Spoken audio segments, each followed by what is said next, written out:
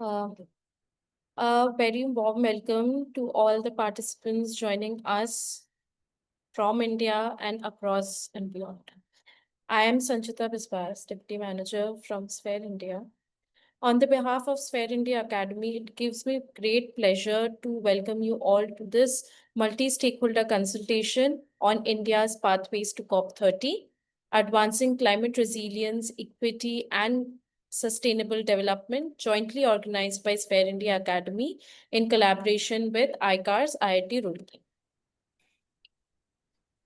As the world looks ahead to COP30 in Belém, Brazil, the global community stands at a defining moment in climate governance, a decade after Paris Agreement. This consultation brings together experts, policymakers, researchers, practitioners to reflect on India's leadership in driving climate action, which is just, equitable, and sustainable, while identifying pathways to strengthen resilience and social equity within our national framework. Today's deliberation will focus on building bridges between global commitments and local realities, linking science, policy, community voices to foster climate action which is inclusive and transformative. We are deeply honored to have with us Mr. Shashikant Chopre, our moderator for this consultation. He's a senior advisor at Taru Leading Edge and a senior research associate at ICET US. He brings over 3 decades of experience in development and water resource management with a focus on climate change adaptation, DRR, and urban resilience across South and Southeast Asia. He has led initiatives on multi-hazard warning system, World Bank, climate resilient infrastructure, ADB, PWD, resilient water system, and disaster management planning with UNDP. He has also led India chapter of Rockefeller Foundation Asian Cities Climate Resilience Network. A lead fellow, he holds a master's in civil engineering and water resource management. We welcome you, sir.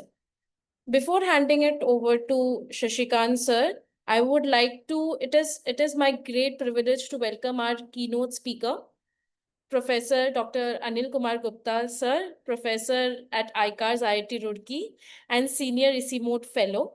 Professor Gupta brings over 3 years of decades of interdisciplinary expertise in disaster risk management, climate resilience, and institutional development. His contribution to national policy frameworks, the National Disaster Management Plan, and advisory work with global institutions such as UNDP, UNEP, GIZ, and World Bank has been instrumental in shaping India's approach to resilience and risk governance. We warmly welcome you, sir, and invite you to deliver the keynote address on India's pathway to COP30, strengthening climate leadership to resilience and equity. Over to you, sir. Thank you. Am I audible? Yes, sir, you are audible. Thank you. So first of all, my compliments to the team for putting up such a wonderful panel today on this very important topic. In fact, this pre-COP consultation in India brings special significance. The reason is that we have been witnessing previous 3 conference parties, and in fact, the COP27, when the global focus came on the methodologies of loss and damage. And then next 2 COPs, we were expecting strong decisions, but some other way, the decisions were not so clear. And now, when most of the countries are stressing a lot on the pathways of adaptation and pathways of protecting our development and people in the wake of extremities of climate change and the kind of damages and challenges that we see. So this particular COP30, I think not only India, but most of the developing nations and both South are looking this COP as an important platform, and that it will yield very strong, I would say that kind of outcomes. And today's the choosing the day today for this consultation is also brings special significance. Today is the United Nations Day. This is the day when the UN was formed, and the COP is UNFCCC, and COP is one of the important the intervention of the UN, particularly in the current times. While there are several other interventions. Second important thing is that today this date is also marked as a development information day, and I think that's very important because these conference of parties, and particularly the forthcoming COP30, it is also an important question that the information about development, because all the negotiations finally the issues that can help us, which are the key instruments for these negotiations, the development related information. So in the nutshell, what I perceive that this COP is going to be like adaptation COP, very different from the previous COPs, which were focusing initially on their greenhouse gas mitigation, then gradually bringing the shift to loss and damage, and then bringing a balance. But this COP, I think the greater stress, greater focus is going to be on adaptation. And for that reason, the countries in the South or the developing nations have to play a very strong role. And maybe for that, we need to lobby, or whatever we do, or whatever pre-COP activities we need to put in place, we have to do that.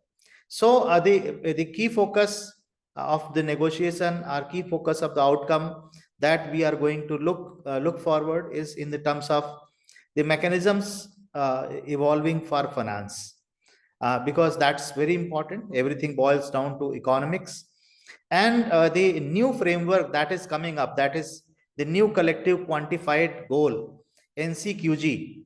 That is being proposed, where there are lobbies which are trying to redefine the contributors. So the previous negotiations and previous thought process was that the developed nations are to be the key contributors, but now there is an attempt that the countries, like the developing nations, also are considered as contributors. So I think here the strong point has to be presented that till now it is not the right time that we include developing nations as the contributors, and the developed nations should continue continue their role, which is still incomplete. Their promises and their loud voices to contribute to climate justice from the developed nations is not yet fulfilled, and there is huge gaps. So I think the grant that was like it is estimated that it should be somewhere around 600 billion US dollars. And second thing, the phenomenon that existed, and which has I consider has not been just justified, it is highly unjustified, that the climate finance majorly started focusing on the loan and debt. Loan and debt is not the climate finance contribution. Loan and debt is like in another kind of investment, or another kind of this thing. So that is not the cooperation that was primarily discussed in various conference of parties. So one point that we may consider, that India places its stand very firmly, that the climate finance, and the thought process of new collective quantified goal has to be grant based and not the debt based. Second thing, that the loss and damage fund that has been created, while a good amount of money, that is around 786 million USD has been put in, but if we just look at the estimated losses, and estimated losses are manifold. So somewhere between 500 to 900 billion US dollars by next 3-4 years, say by 2030. So I think this is also important, that how the clear simplified mechanisms and replenishable models. So not like the money is adjusted, and then who is going to put in additional money. There should be a clear framework. So that can be another point we can discuss today also. Third point, that the modalities of climate finance at global level, the international finance, are very complicated, and these bureaucratic process many times have delayed the climate finance to developing nations, including India. So this should also be a important strategy, important point in the negotiation, that the process should be direct and process should be very simplified, because there are countries, even there are least developed nations who do not have that kind of capabilities, and if then again they have to look for international agencies, the agencies to help them develop the projects, and they then do a lot of basic work to start seeking for the funds.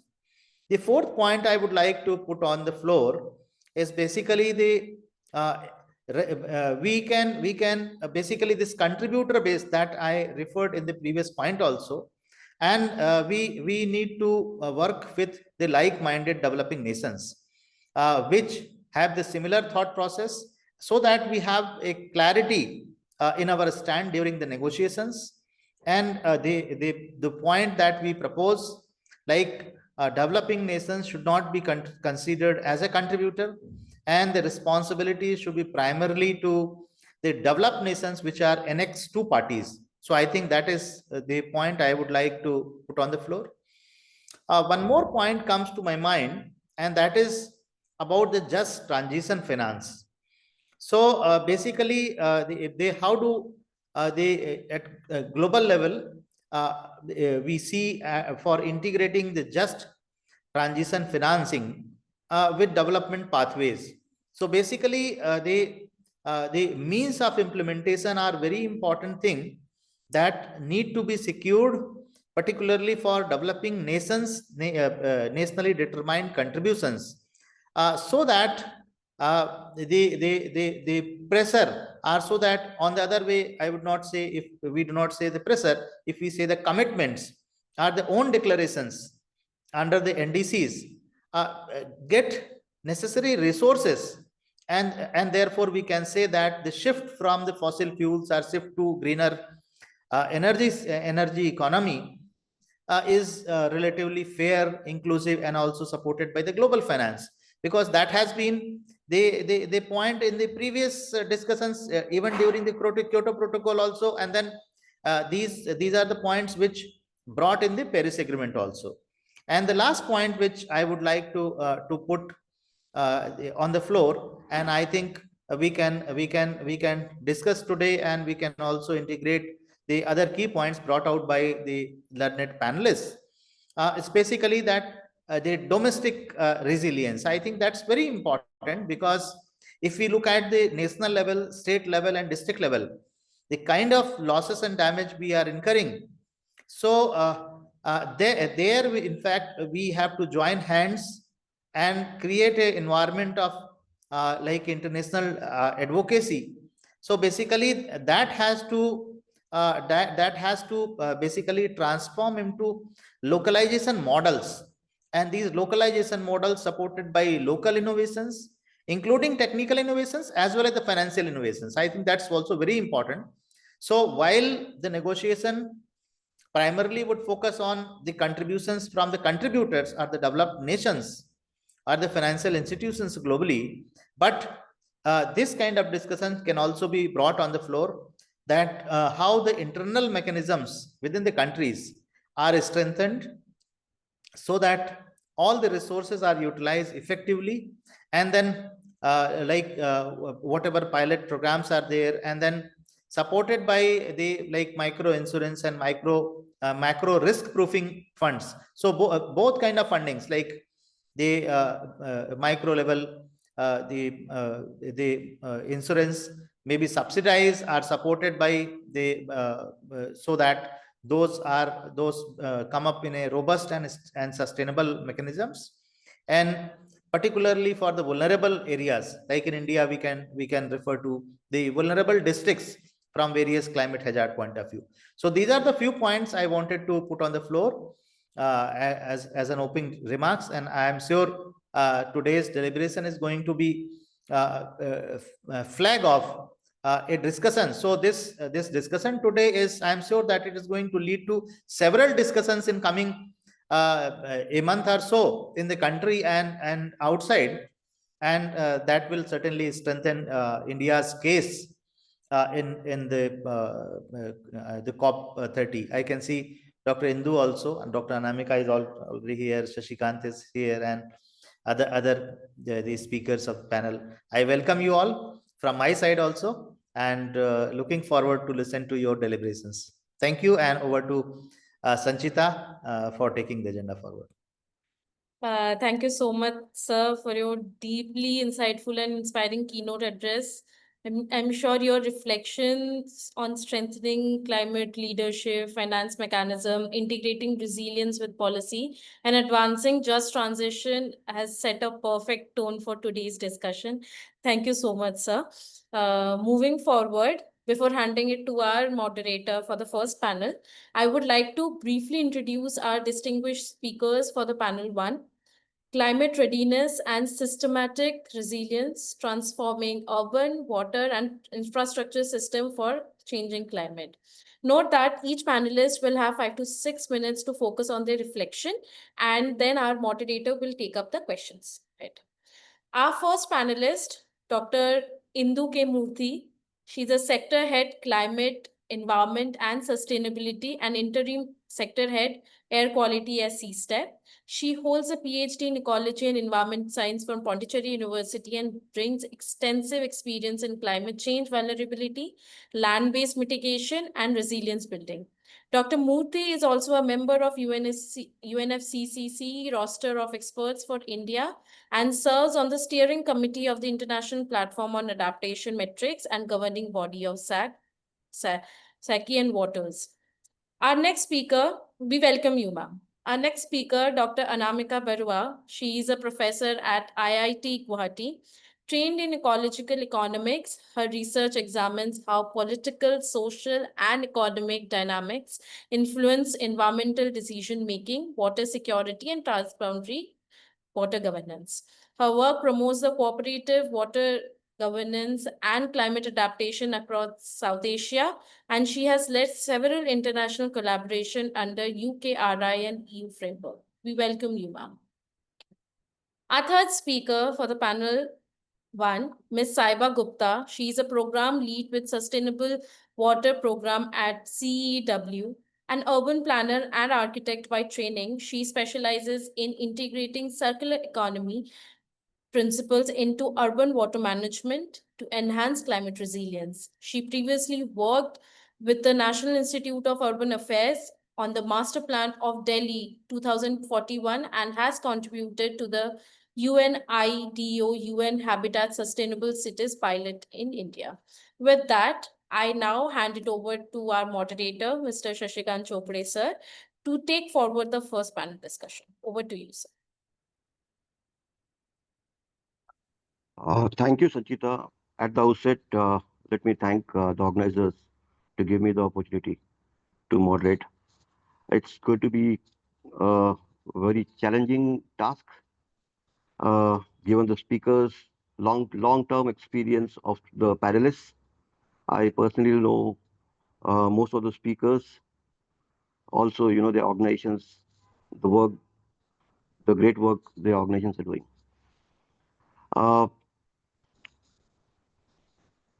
This panel's topic is on readiness and systemic resilience. Primarily, this would focus on how do we transform urban water and infrastructure systems in the climate change regime. Towards this, each sector, as you all know, they are key contributors or they are the key pillars for sustainable development. And climate change risks creates challenges for these sectors to achieve the sustainable development goals.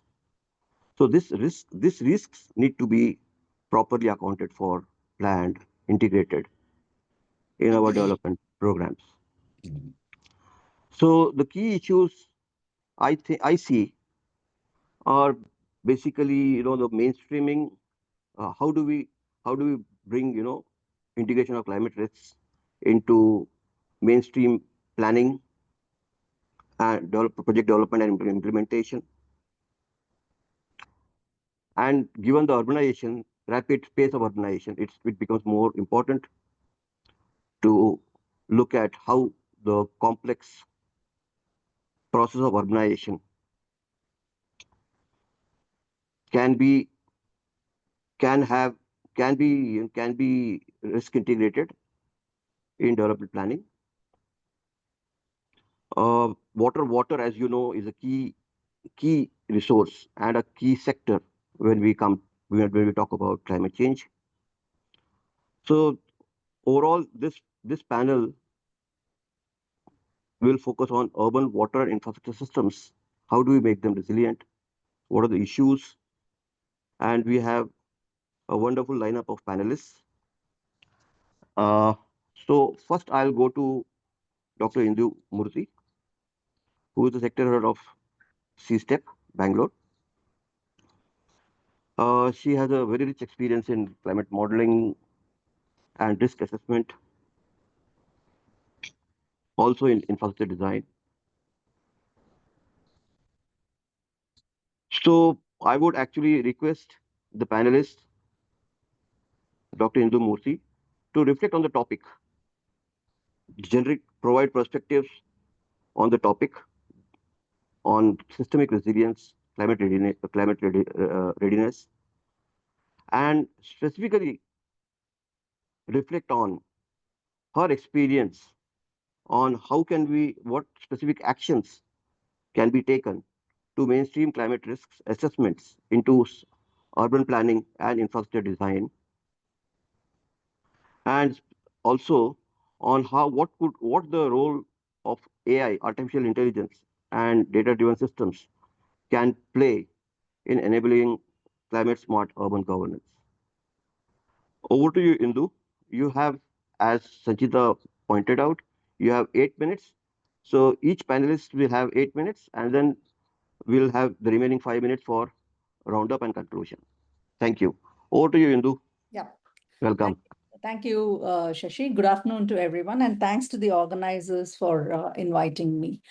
I think I would like to kind of pause and reflect on the framing itself, first and foremost. Why are we even talking about systemic resilience, and why does it matter now? I think it's really important for us to kind of contextualize this entire conversation. I think we really have to kind of pause and understand that we've obviously moved from a climate adaptation mindset to one of readiness and systemic resilience in the first place. Why? Because climate risks are now compounding, they are cascading, and they're concurrent. No more are they, episodic events, one-off that happens like once in 5 years or 10 years or 15 years that, people kind of reflect on it immediately and then forget about it. It's kind of happening more often. It's increasing in magnitude, obviously in frequency. And India's recent experiences, whether it is from heat waves or flash floods in Himachal and Uttarakhand, or extreme rainfall that's happening in Bangalore and Chennai, all of these very clearly are showing us that the systems we rely on, whether it is urban planning, infrastructure networks, or water supply, they're all interconnected and interdependent. Therefore, we don't have a choice but to make climate resilience very central to kind of looking at the problem itself. So it's not about protecting single assets. It's about ensuring the continuity of essential systems even under stress. So that's where we are. And obviously, we are at a place, at a juncture when India is kind of looking at increasing urbanization. We all hear about these numbers where, by 2030, probably 600 million Indians will live in cities, and many of which are already water stressed and so on and so forth. Likewise, we're also looking at water systems because you're looking at two extremes. One, we have droughts, the other extreme of flooding also that's happening. And in between this are the changing monsoon patterns, groundwater over extraction, poor integration of surface groundwater management, and so on and so forth, creating a water security paradox ultimately. And when you're looking at large infrastructure like roads, bridges, ports, etc., they're all designed for a stable climate. Now, these stationary assumptions, if I may call them, are probably leading us into a place where we are risking what we are putting in place. So therefore, it's important for us to identify these as not isolated issues, because failure in one would ultimately cascade into others. So therefore, what is the way forward? So to me, I think a systemic transformation ultimately in each of these systems becomes very, very important. When we think about urban systems, obviously, we hear a lot about blue-green infrastructure. But I think it's important for us to kind of understand that when we say blue-green infrastructure, it's not a solution at every place. It's not a solution that could be taken up in a blanket manner. It has to be backed with certain understanding and evidence that emerges from each of these locations that we are looking into. While integrating nature-based solutions is a great idea, like I said, it's extremely contextual. Do we have the kind of understanding that's required to do such kind of planning? So that's a question I'm going to leave here, and of course, come back to it subsequently. The other is governance, which plays a very important role, because we might have a lot of data that's generated, but it's all distributed and in a very decentralized manner, it's lying around. Do we have the capacities? Do we have the governance structures in place which are able to pull in this information and develop these local climate plans or developmental plans which are climate proofed in many ways? So obviously, when we are looking at all of these very nuanced piece that completely gets missed out many a time is about inclusivity. When we're talking about inclusivity, it's not just large infrastructure. We'll also have to be worrying about informal housing, waste pickers, street vendors, who all need to be part of the resilience planning. That's the only way we'll be able to offer valuable insights in many ways. Likewise, I think water systems also kind of lend themselves to planning when you're looking at it from, circular integrated water management. We've heard about this for many, many years. I'm sure some of my co-panelists have worked in this space, and they would bring in more insights on this. So I'm not going to spend and dwell much time on this, but just one thing that I would like for us to think about is probably, I think it's time we move from supply side to system level water security, because that's the only way you will be able to think about how do we combine recharge, reuse, demand management, which is extremely important, and of course, restoration wherever it is possible. The third piece that we will be talking about today is the infrastructure systems. Here again, there is a need to embed climate risk into all stages of development. So it can't be an ad hoc thing. It cannot be something that we think about subsequently when we run into a problem. It has to run through the complete project time period. I call it a project for want of any other word. Let's say life cycle of the asset itself, planning and design to maintenance. So we need to shift from looking at, or rather shift investment priorities from reactive reconstruction to resilience dividends. And that's probably a way to kind of promote distributed flexible systems that could kind of integrate all this planning in place. My last piece of intervention is around the key enablers and policy imperatives that would be needed. Shashi spoke about, and so did Dr. Anil Gupta, spoke about mainstreaming of some of this information. Now, climate risk assessment is one of the key things that need to be done. Of course, it's still not available at different scales for it to be readily integrated. It's available at a certain scale. Of course, one might argue that climate model, when you downscale, there are uncertainties involved and so on and so forth. But what we might want to think about is if we don't use what the science is offering today and be prepared for what we call as the worst case scenario, probably we are missing out on an opportunity to safeguard even what we have in whatever ways we could. Therefore, it's important that we think about it in that manner and start acting on this. The key piece in this puzzle is, of course, finance. Dr. Gupta rightly said, countries like India and others, we've been pushing for at the COP30 for finance. A lot of it is conditional action that we are pushing for because, it is a challenge for countries like India because we are emerging economies, and it lies in balancing, development and decarbonization, leave alone net zero. I don't even want to get there, although we are moving in that particular direction, but I think we need to be cognizant that it's important for us to think in that. Again, data and metrics play a very, very important role here. So the adaptation metrics, there is a huge conversation and debate going on around this as well. The indicators, that also needs to be kind of put in place internally at the international level as well. So therefore, climate readiness, I think, is not a sectoral goal, it's a system goal. And we will need to kind of find ways in how we redesign the growth story around resilience. Now, how we mainstream institutionalization of the climate risk assessment and urban governance is the key piece here. We will have to empower local governments, integrate it with existing frameworks rather than creating multiple parallel frameworks.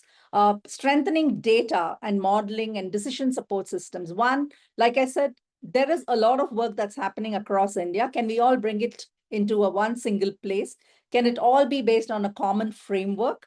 And can it be made accessible, not just saying it's available, but actually lead people to that, train them in using it. How do you use it? Where is it available? How do you integrate it? So the capacity building piece becomes integral to this, which is the only way it could kind of bring in that embedding of risk-informed design into infrastructure planning.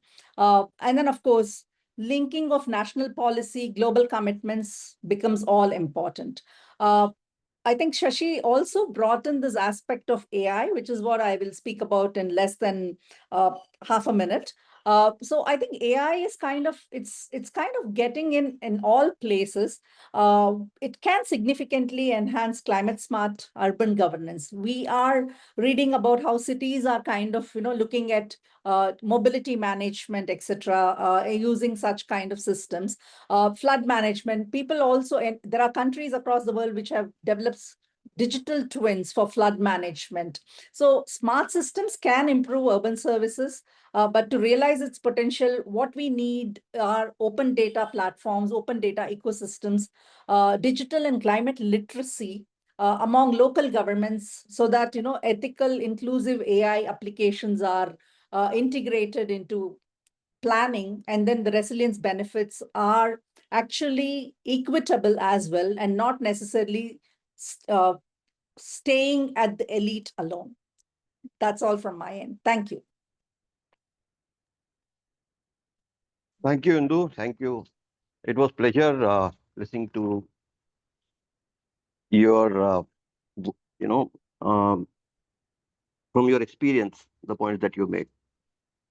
I specifically, take cognizance of, key points that you made, as especially related to systemic transformation. It has to be based on evidence based, and has to be locally contextualized. You also made a very important point of governance structures that are required for data management that actually promote inclusivity.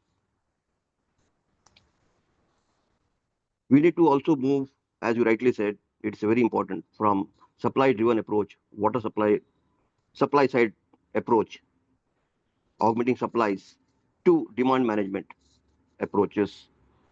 Uh, Also talking about system level water security issue, addressing system level the water security issues. Uh, Finance is a key piece, and financing appropriately. So the investment priorities need to move from reactive response to enable reaping resilience dividends. I like this word, resilience dividends. It's very important in this context. On you made another important point on mainstreaming. What are the key enabling factors for mainstreaming? The risk assessment, is it available at the required scale, for example, at city level? And how, this whole risk assessment can be part of the urban governance system, integrated in the urban governance system, not creating parallel systems, but in the existing frameworks. Adaptation matrix definitely is something, that helps in setting targets, goals, in the, direction of sustainable development. And the role of data, AI data, and open data platforms, using open data platforms, which are very important for promoting inclusive uh, development, inclusive climate risk management.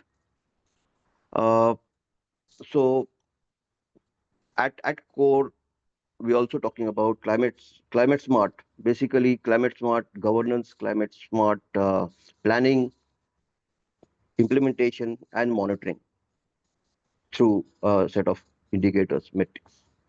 Thank you, Indu, for very insightful points you flagged. Now we move to next speaker, Dr. Anamika Barua. I welcome you. Uh, so, Dr. Anamika Barua, you also have around 8 minutes. We know you worked extensively on water resource management, uh, also on nature-based solutions, community-led activities in the domain of resilience, water resilience. So while you reflect on the topic, we would also like to hear from your experience on how can integrated IWRM, that is integrated water resource management, contribute to India's systemic resilience goals for COP30, and what are the strategies for interstate and interagency coordination in managing shared river basin under climate stress. And also, if you could actually talk about practical, implementable, community-led and nature-based water resilience models from your experience. Thank you, and over to you, Anamika. Thank you so much. And thank you for giving me this opportunity to be a part of this very timely dialogue and also collectively, reflect on India's pathways to COP30. Very happy to be a part of this panel shared by many of my friends. And also it was a pleasure listening to you, Professor Gupta. Like as Indu started by bringing this idea of what exactly is systemic resilience, I thought, let me also first deal with it and then go into the questions that you have raised. So I think it is very important to recognize that resilience is not built through isolated action. And I think that's something that's been going on. And I think we really need to discuss about this more in detail, in the sense that it emerges from how our systems actually interact. It's not how do they function in isolation, but how do they interact? So for example, water connects with our food, energy, and also urban futures. Yet, although we know all of these things, despite this, what we see is that water governance, and let me tell you, this is not just in India, but globally, often remains fragmented, across sectors and administrative boundaries. And today, I think it is so important, particularly now when we are talking about climate change and the uncertainties that it brings in, when you see floods, droughts. And one of the most important and the key thing, which I'm going to deal a little bit later more in detail, but let me just use this concept that there's something called transboundary disasters that cut across both states and national borders. dealing in silos, particularly administrative silos, we are actually bearing a huge cost, which we are talking as loss and damage, mainly due to this fragmented nature of governance. And when I'm talking about fragmented nature of governance, I'm actually not just talking about within the country, within India. I'm also talking about the shared river systems that we are sharing with many of our upstream and downstream countries. We have not yet reached that stage where we are talking about integrated water resource management at the basin scale. And I think that's something kind of still missing. And I would really like to actually encourage, congratulate this forum for talking about transboundary or shared river basins. Because if you really look at even the IPCC report, interestingly, which I have raised in many of my writings and have also spoken in different forum, while there is a kind of, while we are talking about water risk extensively, transboundary dimension still is not a major standalone theme, even in these reports. And so I think, as you mentioned, Professor Gupta, we plan to come up with a policy brief. I would really like to see something on the transboundary dimension. And that is because, as we all know, climate change doesn't have an administrative boundary. And so if we are not dealing things at transboundary level, I think be it, urban issues, be it, river basins issues, I think, and also climate adaptation and mitigation remains, fragmented.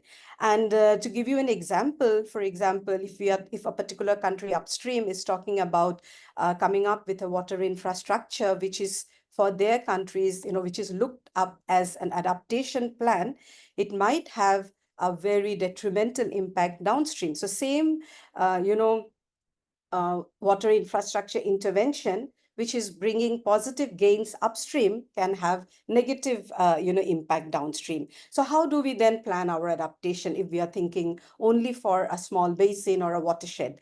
So I think this is something which is really not taken up extensively even in COP. In COP, what you see is mostly side events on this topic, but you do not see them and something which is discussed in a main forum, this whole issue of transboundary governance, or how do you bring systemic resilience through transboundary cooperation. We also have to remember, more than 60% of world's freshwater flows through transboundary river basins. And if you talk about South Asia, be it the Ganges, the Brahmaputra, the Indus, all of these are transboundary in nature. So a basin-wide approach of IWRM actually would foster such cooperation by, enabling joint monitoring, coordinated infrastructure planning, and also equitable benefit sharing. I also feel it is very important that this question would come, like, how do we do this?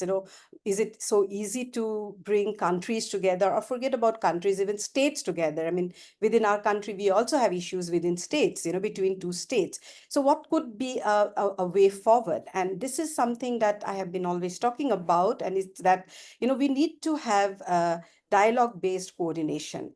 Today, we have something like a platform here when we are sharing each other's knowledge, information, experiences. Can we have these kind of dialogues more often? And that shouldn't be only between government to government, but that should be, multiple track. That could be between civil society, could be between journalists, could be between academicians. And because, when we have this multi-track dialogues, you are moving a step towards bringing a solution to a problem. So I always feel that, effective management of any shared ecosystem, particularly in the era of climate uncertainties, really requires moving beyond fragmented as well as project-based interventions. That is only possible if you can come up with, if you can institutionalize dialogues, which can provide a foundation actually for trust building and also for sustained, cooperation. Like the way we have, we have IPCC is also something where so many huge numbers of scientists come together. They deliberate on issues related to climate adaptation and mitigation, and even losses and damage. All of these things could happen, and today we see progress being made is because the scientists have a platform where they come together every year. So we need to also think that in that platform, can we also start talking about bringing cooperation and collaboration between shared resources, shared river basin. I think that's something that would be very, very useful to reflect upon, because both mitigation and adaptation, again, has to move beyond political boundaries, and we need to think at them more like a hydrological necessity rather than just something that needs to be done because of political commitments. And this also provides you actually a political opportunity to build collective resilience and also regional stability. Indu already mentioned one very important thing about data. And I think when you talk about data within country, it itself is so complicated.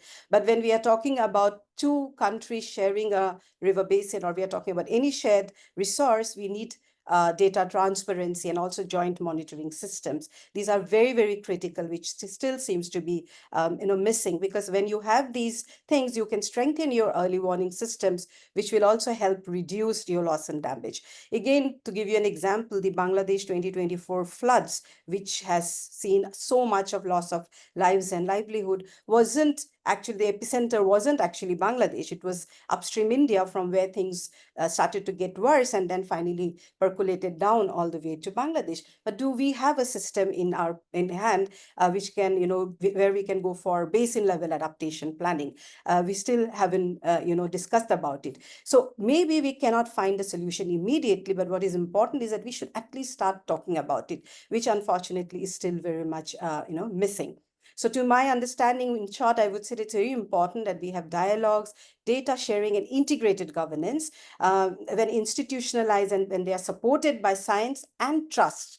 They can actually transform, water management from being reactive to more proactive, and which is very, very essential, particularly now because of the kind of climate uncertainties that we have been seeing. The third point that you asked is about community-led and nature-based, water resilience. So I come from Assam, and I do see that what role wetlands can play in managing floods. It's a very simple, you don't really need rocket science to understand that. But the kind of urbanization that we are seeing, even in my own city of Guwahati, we have given away all the wetlands, and now we only have concrete. And so obviously last 3 years, we are seeing so much floods that's happening in the city of Guwahati.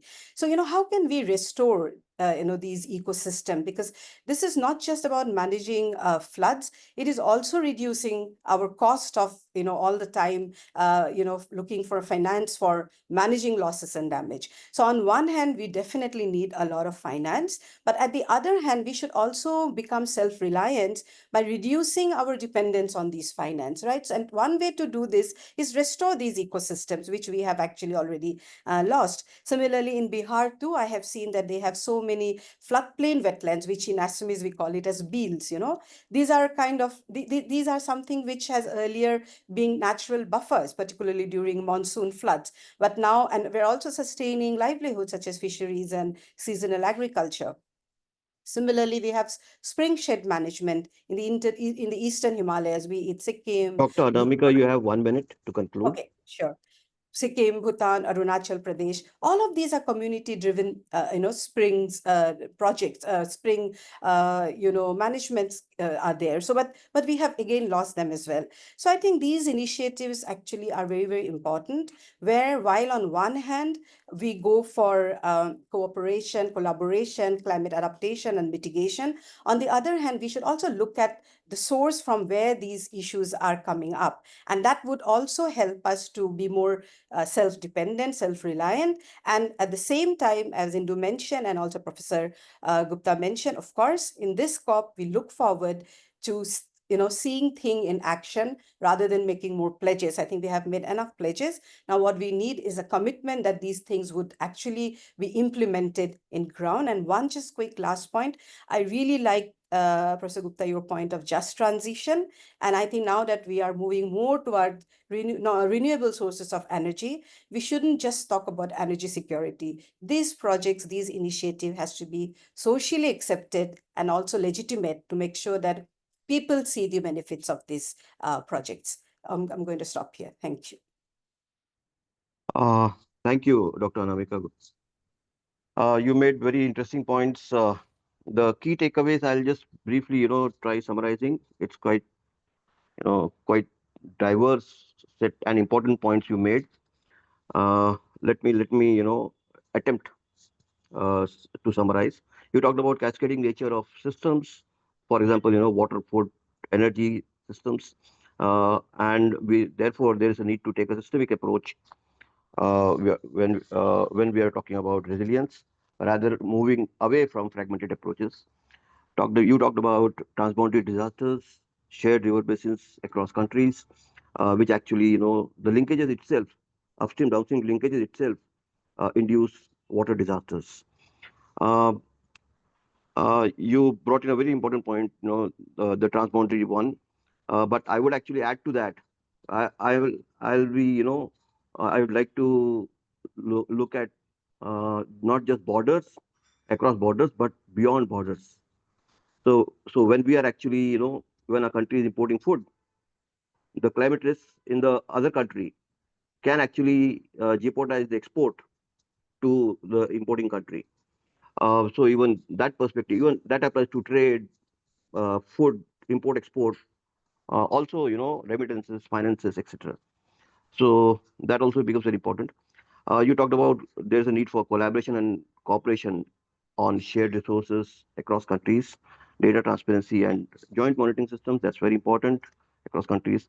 Lastly, we made a very important point of wetland management for flood risk reduction, also to manage loss and damage. Thank you so much for your insightful presentation.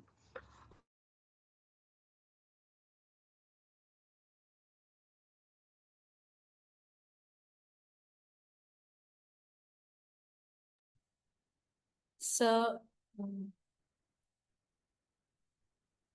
sir, can you listen to us? I guess your network is.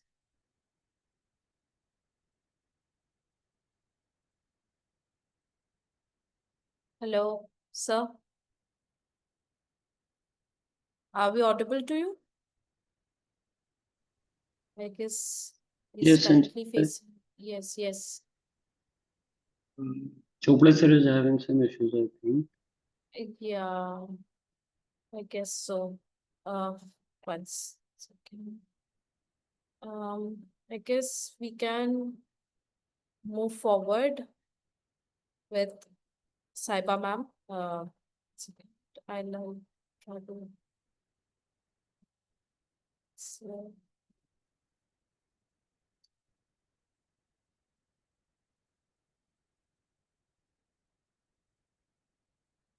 um, so rather than not wasting time, I will like to take this forward until Sir is able to join.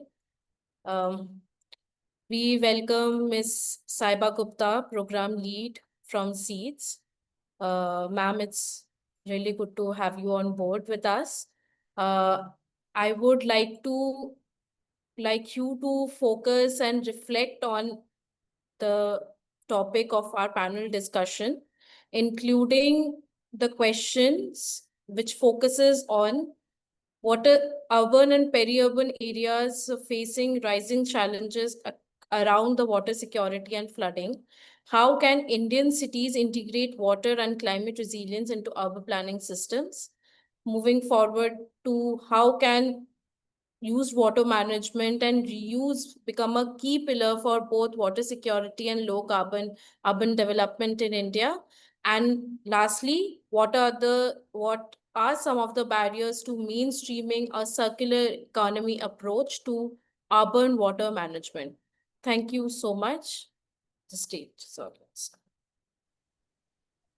Thank you for those questions, and thank you for inviting me to be a part of this very important discussion. Many of these aspects, in terms of setting the context, has been done really well by the speakers before me in terms of the link between climate resilience and urban governance. I'll take the conversation forward in terms of building water resilient cities. Firstly, managing freshwater resources becomes a very crucial component. Freshwater is declining steadily globally and as well as in India, where majority of the river basins are water stressed and climate-induced events are further intensifying the issue. As per our analysis conducted at CEW, over 40% of Indian districts are at high or very high risk from hydromet events. Climate risk assessments here become very important, and these climate risk assessments should be done at the granular scale, as also mentioned by one of the speakers before. And the findings from such risk assessments can inform the development of hyperlocal strategies that can minimize the impacts of climate change and help develop resilient water systems.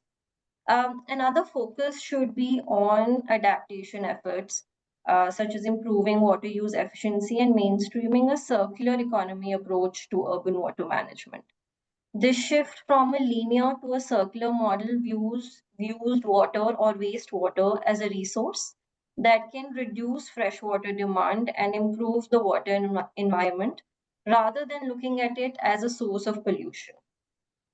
In terms of urban planning, it will be important to integrate water circularity and climate risk assessments within local level statutory planning instruments such as city master plans and development control regulations. And in addition to local governance interventions, it will be essential to scale finance for adaptation, which involves formulating budgets and allocating resources informed by such local risk-based assessments. If we just talk about the used water management value chain in India alone, just in the Indian cities, the used water value chain can lead or has a potential economic opportunity of over 30 billion USD by 2047. But in order to unlock such an economic opportunity, it will be important to scale finance and investments within the used water sector. Such a circular economy approach to use water management would involve maximizing the safe treatment and the reuse of treated used water. Depending on the level of treatment and the quality standards, the treated used water can be used for various non-potable purposes. This includes agriculture, landscaping, municipal uses within industries, within the commercial sector. For example, one of the cities that we are working with to develop a city level reuse plan, the city has started supplying treated use water for the construction sector, replacing the otherwise used groundwater that is used within construction activities. This reuse of treated use water will reduce the pressure on our finite freshwater resources and help meet the non-potable water demand. Second is that the treatment and the reuse can also improve the quality of the local sources of water. Water pollution and contamination is a major concern, especially in urban areas, and this is evident by the fact that sorry.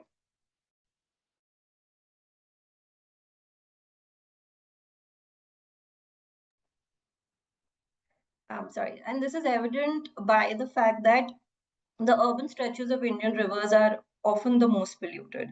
Hence, the reuse or the circularity component focuses on both the quantity as well as the quality of water.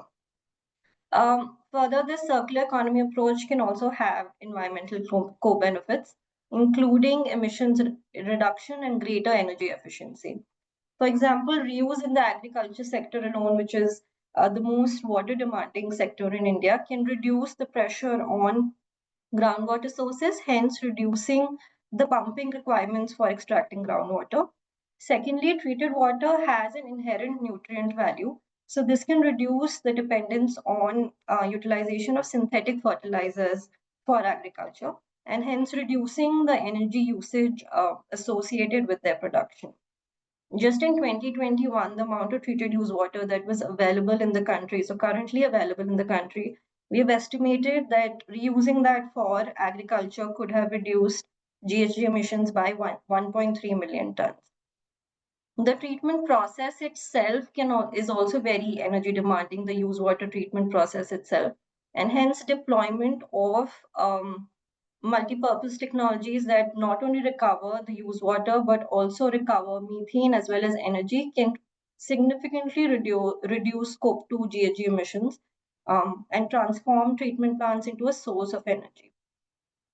Such decentralized and multifunctional technologies will also have reduced capital costs, and they can also offer arenas for phased investments and quicker adoption of technology based on the specific needs of urban areas. And hence, ULBs, with support of central government in collaboration with technology providers, can promote the adoption of such localized, site-specific, decentralized, and multifunctional technologies for resource recovery, such as bioenergy, nutrient, methane, etc.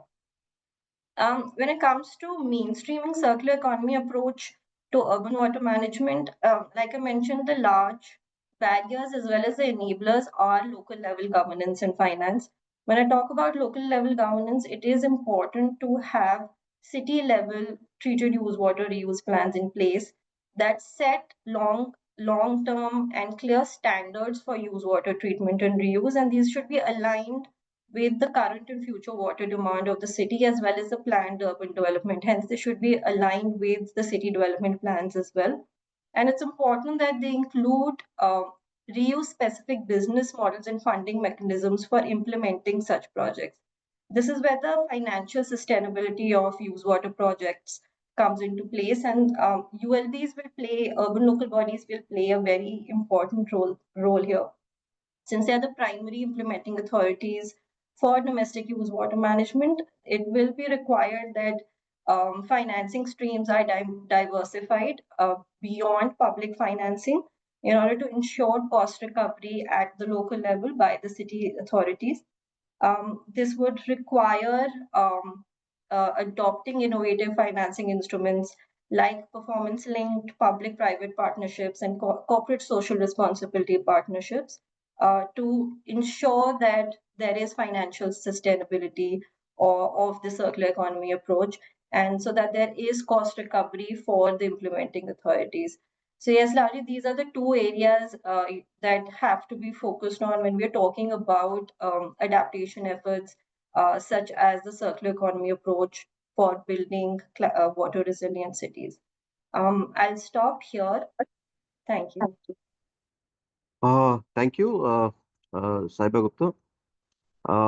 It was very insightful hearing your points. You flagged about water circularity, integrating water circularity in city master planning or developmental regulations, scaling finance through budget allocations at ULB level, reuse for non-potable water demand. Circularity has environmental co-benefits like reducing groundwater extractions or reducing GHG emissions, and at the city level, the urban local bodies have a key role to promote reuse of water through treated reuse water treatment plants that could be financed through performance-based PPP models. Thank you so much, Ms. Saiba Gupta. And we move to the next panel. I'll hand over to Sanchita for introducing the panelists of the next panel. Thank you.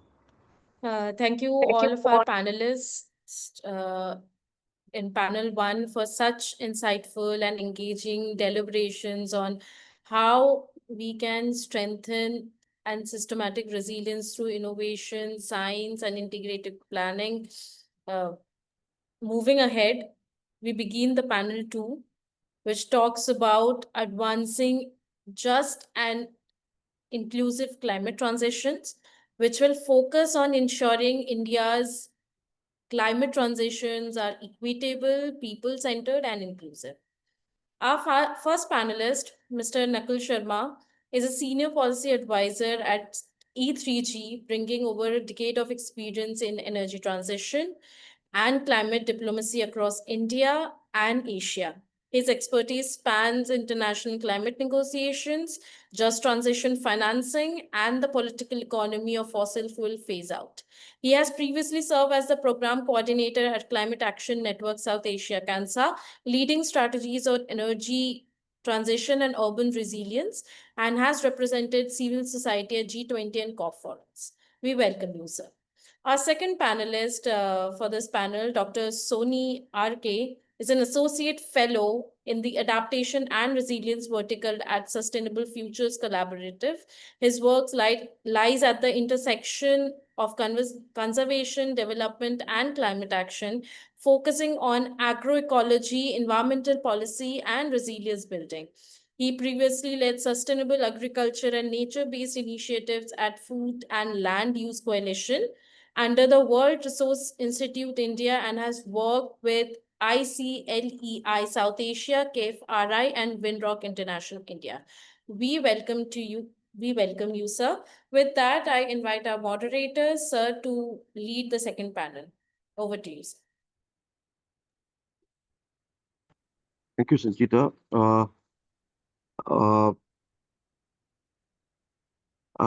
Mr. Nakul Sharma is our first panelist.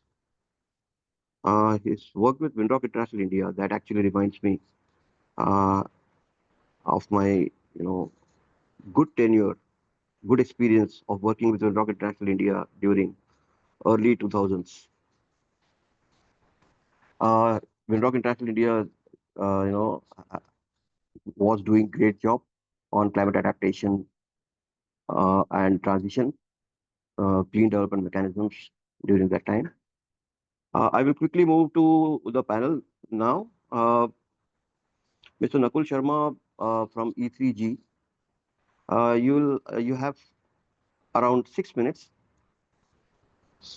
And apart from reflecting on the topic of the session, just an inclusive climate transition, it would be great if you can, from your experience, also talk about how do we balance rapid development trajectory with global call for equitable and sustainable climate transitions, and what are the policy or financial innovations that are required so that vulnerable and informal sectors are not left behind in India's green transition, and what role India can play, given that India is positioned as a global leader for South.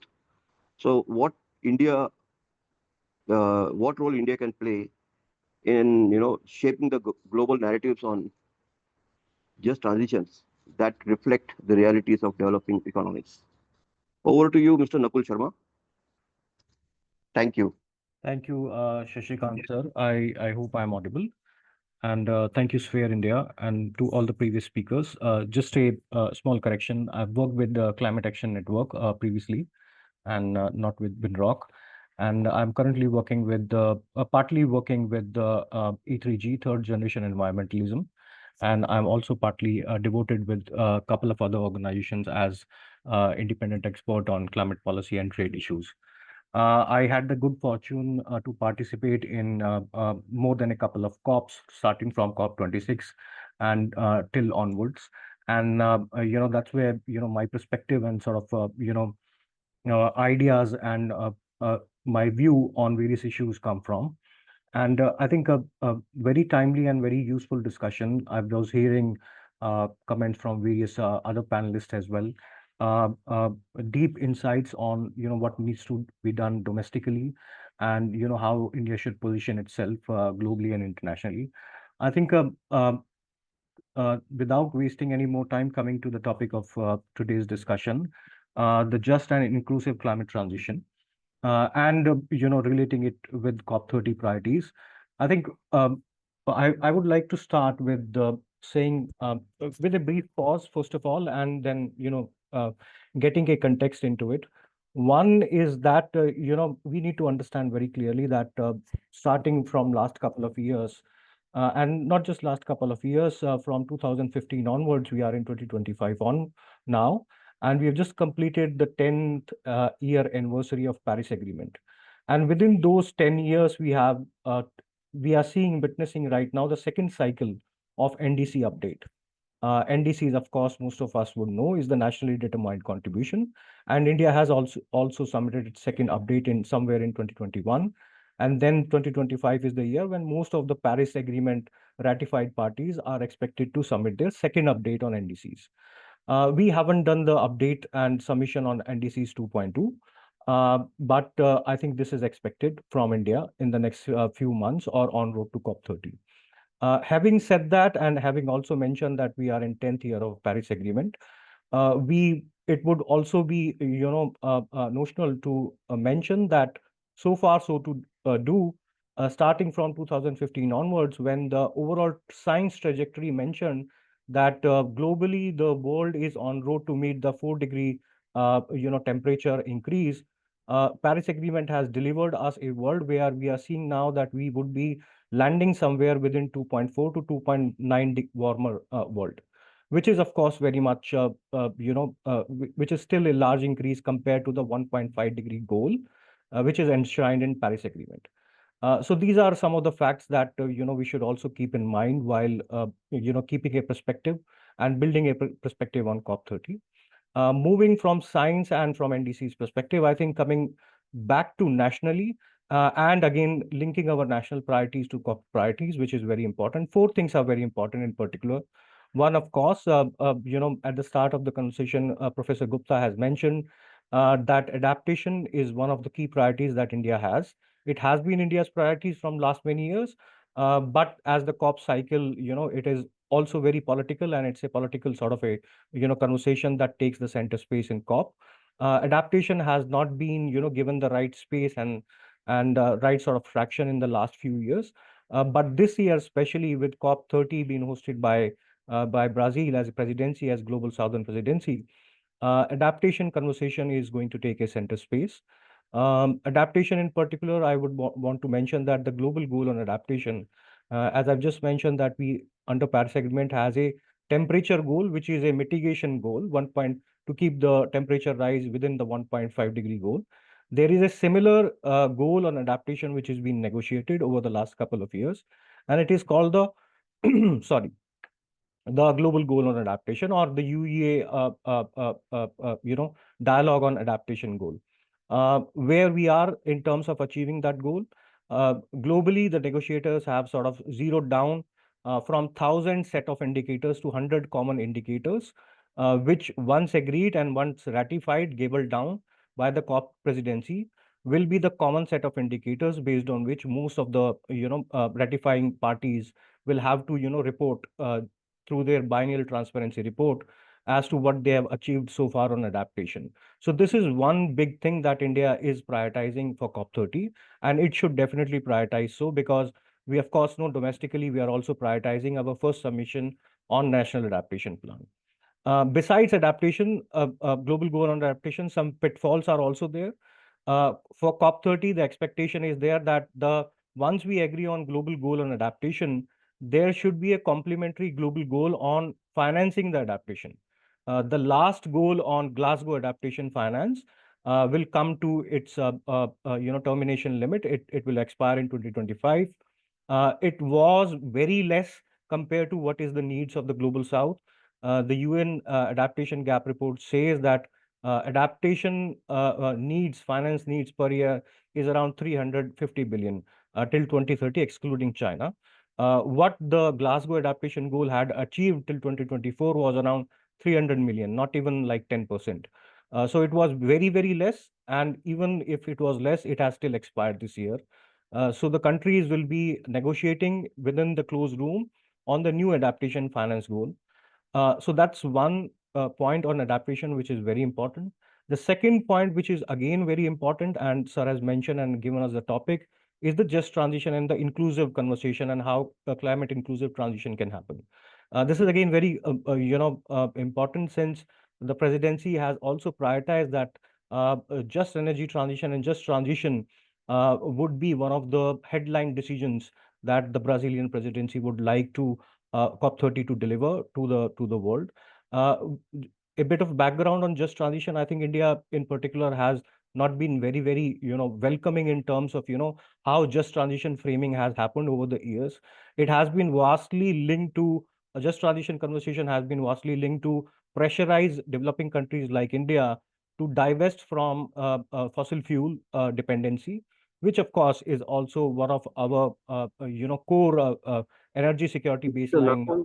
You have 2 minutes. Yeah, I'll conclude that. Thank you, sir. So just transition conversation has unfortunately been linked to the fossil fuel transition thing. But this year, the conversation, and we have seen also from negotiation perspective, that the just transition conversation, developing countries have pushed back the developed countries that it cannot be a sole conversation based on the change of infrastructure from gray to green. It has to be a social transformation, which makes sure that all the workers' rights, all the livelihoods rights, all the social rights, all the economic rights of people, those who are dependent on these supply chains, should be kept intact, and they should be diversified accordingly. So it has to be a long-term and a holistic plan, which has to be delivered by COP30 presidency. And this is something which COP30 presidency has also made one of their biggest priorities. Last but not the least, and since I've just 1 minute left, is that besides just transition and adaptation, there are multiple, various thematic issues that government and negotiators from India should be, pursuing. One of them, of course, is, how to diversify its energy security and needs. There is a green hydrogen conversation that has happened during the G20 days in 2023. So what about the green hydrogen conversation and, greening the industrial base?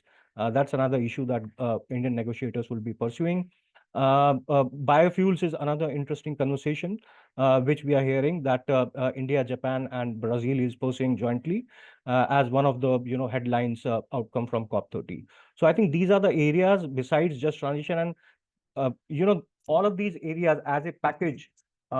Coming back to your question, will be very instrumental in putting a narrative which is India's and global southern narrative to make sure that there is energy security. The central need of energy security is kept intact, and then we move one step ahead in terms of achieving, what can be a favorable COP outcome in terms of global South and India in particular.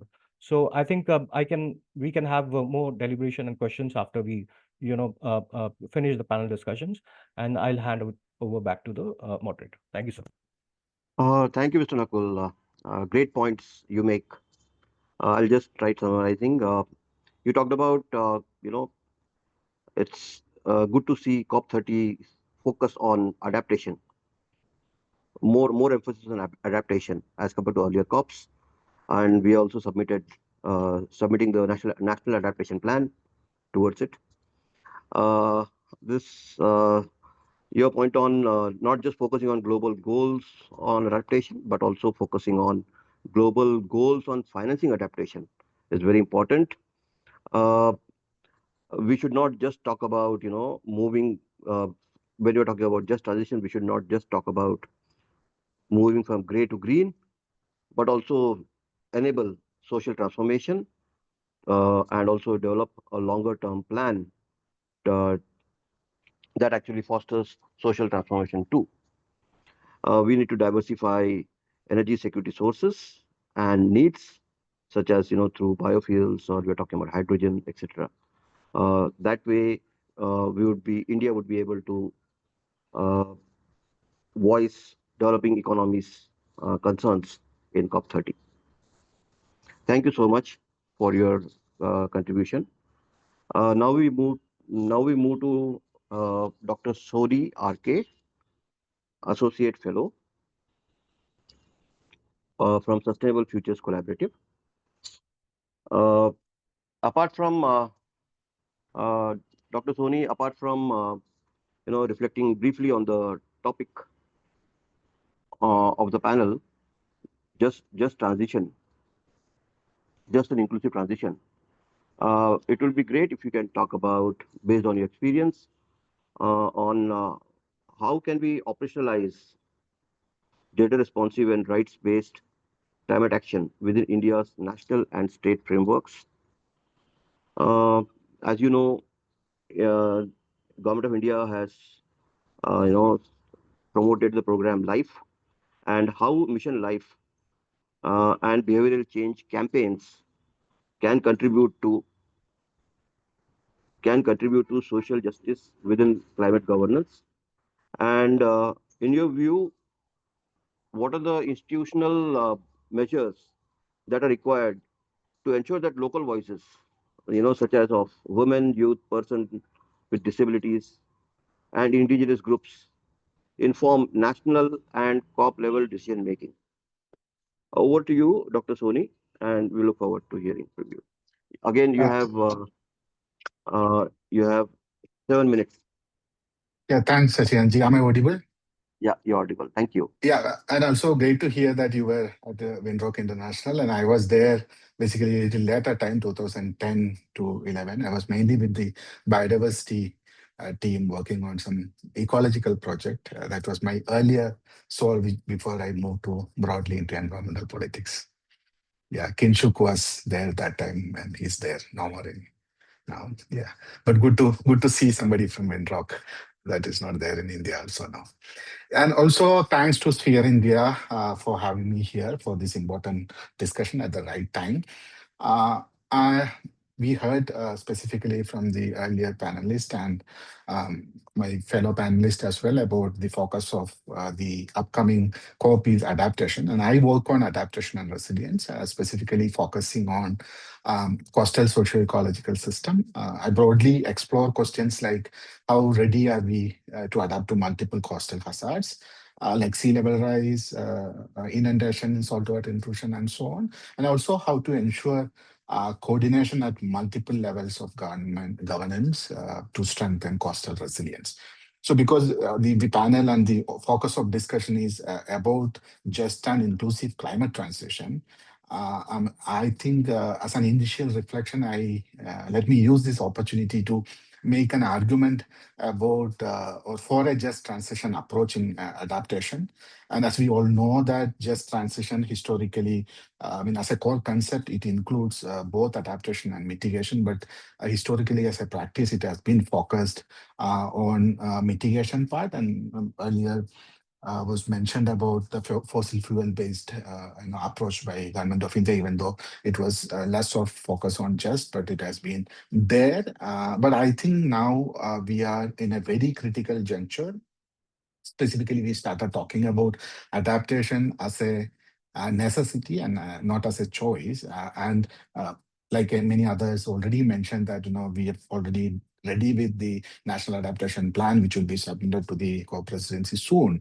There is an increasing emergency, I believe, to start asking questions about how just current adaptation approaches are and how do we plan to make it more just in our approach, how the way we do or take multiple adaptation measures.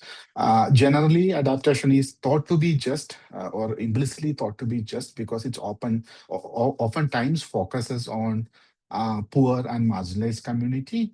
But however, as climate challenge and impact lead to multiple compounding and cascading impacts, like what Dr. Murthy mentioned earlier, we need to be more explicit about what we call or what we talk about just in adaptation instead of being implicitly mentioning or broadly mentioning in our policy documents. And I think the just transition approach in adaptation requires to address two types of challenges. One thing we see that when there are climate, the impacts of different climate hazards, there can be a tendency to focus on major areas, specifically on urban landscape as a priority area for adaptation. For example, how we deal with the air pollution in national capital, which is important, obviously, but how we undermine such kind of issues in the other part of the country because it may not be as urbanized as what we see in Delhi, and the priority changes because of obvious political reasons. Within city, we know that there are affluent groups who have the agency to adapt to multiple issues by purchasing adequate equipments. For example, in the case of air pollution, we can buy purifiers, but we have a lot of population who cannot afford such kind of mechanisms like heat-proof paints, air purifiers, and so on. So that there is a need for a targeted support for the poor and marginal in cities as well as in the rural area, which has to be strengthened in our structures, governance structures, and institutional setups. In the case of adaptation in rural area or just transition in rural area, there will be a focus on poor and marginalized for sure, because we think that most of the poor marginalized community live in the fringe areas of our country. But it also should ensure the three foundational pillars of climate justice, that is recognition, procedural, and distributional justice. That also means that when we talk about how we plan or implement adaptation measures in either in the urban areas or in the rural areas, we need to think about the intersectionality associated with that within the poor and marginalized who are more vulnerable to climate impact, and how we ensure that our efforts are reaching up to that level of kind of disproportionate risk, and how we distribute these benefits across these populations. And coming back to your question about the gender responsive and right-based climate action, and I think again I respond this in terms of broadly my work space that's on the coastal systems. I think we need to include gender and human right mandate into a national and state climate framework, such as National Action Plan for Climate Change and State Action Plan for Climate Change.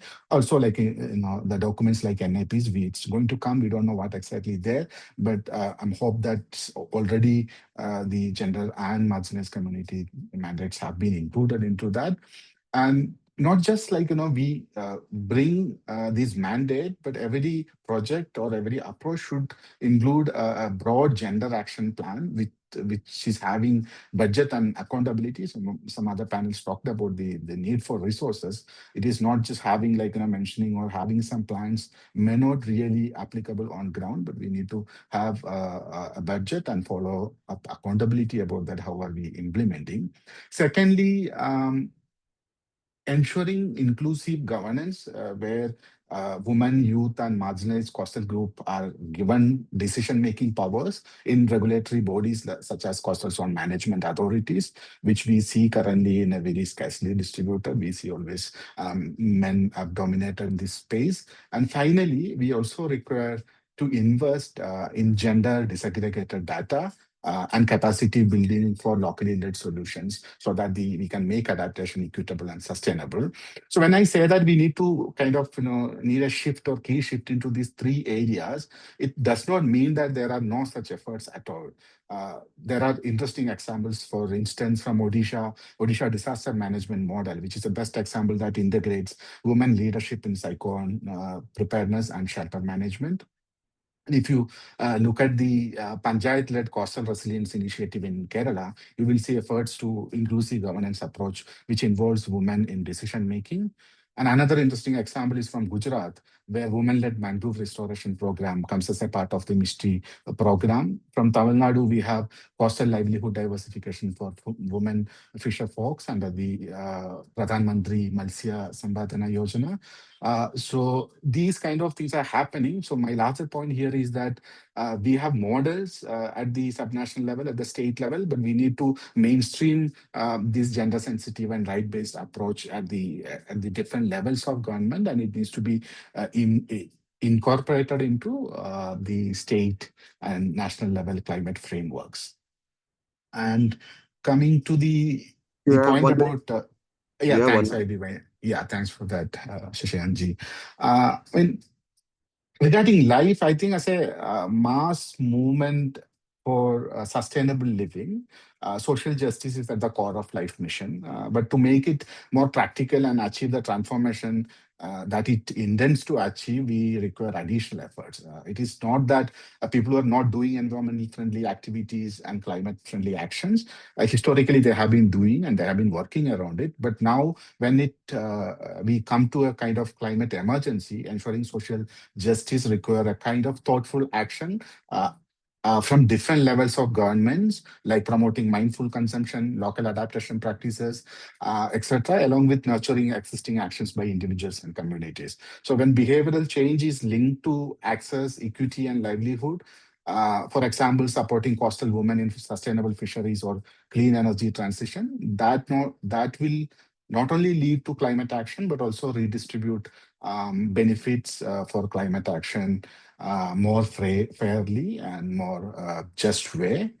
Bringing youth, and I guess that's also an important aspect. But when we think about how we ensure institutional measures to bring voices, local voices into the larger discussion, I think we need to unpack that a little bit when we talk about the involvement, what type of involvement and inclusion, whether it is about directly participating in the negotiation or influence through different media such as art, different types of expression. In any case, I think we need to go a long way for this. And I remember the statistic from the last year's COP, which is almost like less than 20% of the women parliamentarians participated from South Asia. I think we need to be very specifically bringing mechanism to ensure or formalize the representation of marginalized groups, which includes the tribal groups, Adivasis of different parts of India, and that could be through specific number of quotas in relevant You need groups to or different conclude. communities.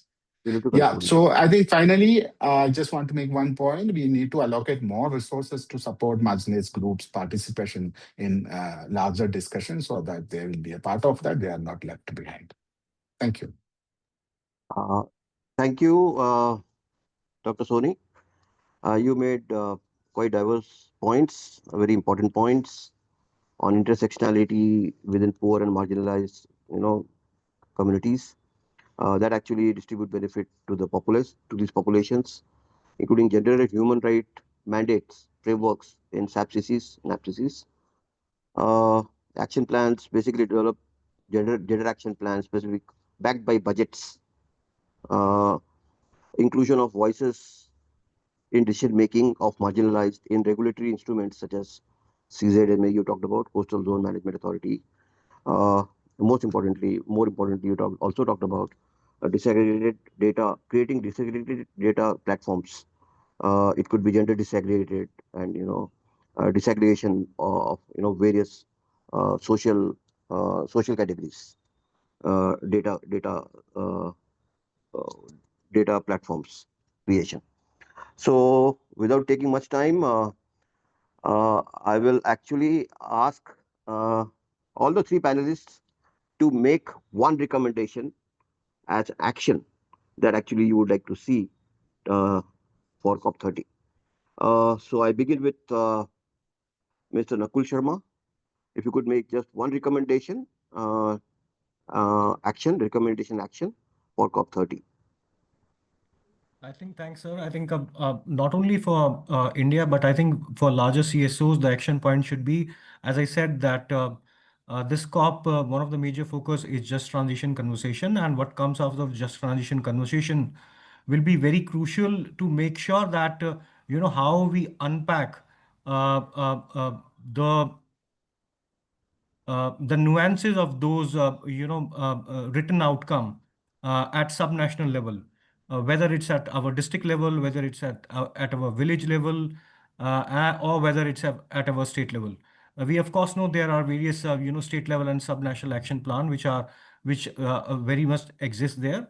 But how can we make sure that a more holistic planning, which is adaptation and resilience centric, but at the same time is also decentralized to a level where decisions related to what needs to go in terms of our meeting our energy needs, what needs to go in terms of meeting our infrastructure needs, what kind of ecosystem approaches that we need to make sure that our resources are kept intact. So that decentralized level planning has to go in, and CSOs has a major role to play in making sure that we do that right in the next couple of years. That's one of the major areas where we think there is a scope for action for wider civil society in relation to COP30 negotiations and an outcome as a Thank you. follow-through. Now we move to the next panelist, Dr. Soni. You just talked about, and if you could just briefly make one recommendatory action for COP30 from your experience. No, I think that only 1 minute maximum. Yeah, no, I won't take it. Quickly, one sentence I will tell that I think we need to solidify the the adaptation indicators, because we are going to entering into an era of adaptation, and we are focusing more on adaptation in the coming years. If the negotiation leads to some kind of solidification of the adaptation indication, I think that would be the best scenario. Yeah. Thank you. Thank you, Dr. Nakul. Now over to Sanchita. Yes. So, thank you all the speakers for the deeply enriching reflections on advancing equitable and inclusive climate transition and reminding us that resilience must be built through justice and participation. Now, moving forward to our final session, panel 3, localizing nature-based and community-led solution, climate solution. This session will focus on scaling community-driven, nature-based and agroecological resilience model across the India. Our, our first speaker, Dr. Shrija S. Nair, is an international consultant and team leader with United Nations and a leading expert in DRR and climate change adaptation with over 25 years of experience. She has worked with UNDP, UN Habitat, and UNDRR, and previously served at TERI and NIDM. Dr. Nair has published widely and continues to teach at the TERI School of Advanced Studies. We welcome you, ma'am. Our final speaker, Ms. Pratha Acharya, she's a project scientist too at ICARS IIT Roorkee and brings over 9 years of experience in DRR, climate change adaptation, and nature-based solutions. She has worked with the National Institute of Disaster Management and IIC in India and co-edited the Springer Nature publication, Disaster Risk Management under Climate Change. At ICARS, she currently leads the initiatives on adaptation and nature-based solution, including coordination of India National Adaptation Plan for Resilient Infrastructure. Now, I invite our moderator, sir, once again to moderate the final discussion. Over to you, sir. This is a very interesting, equally interesting session. We're talking about localizing nature-based and community-led solutions. So Dr. Sija is our first panelist, and you're also a good friend of mine. She's worked extensively in the UN system and also with NIDM and TERI. Based on your experience, while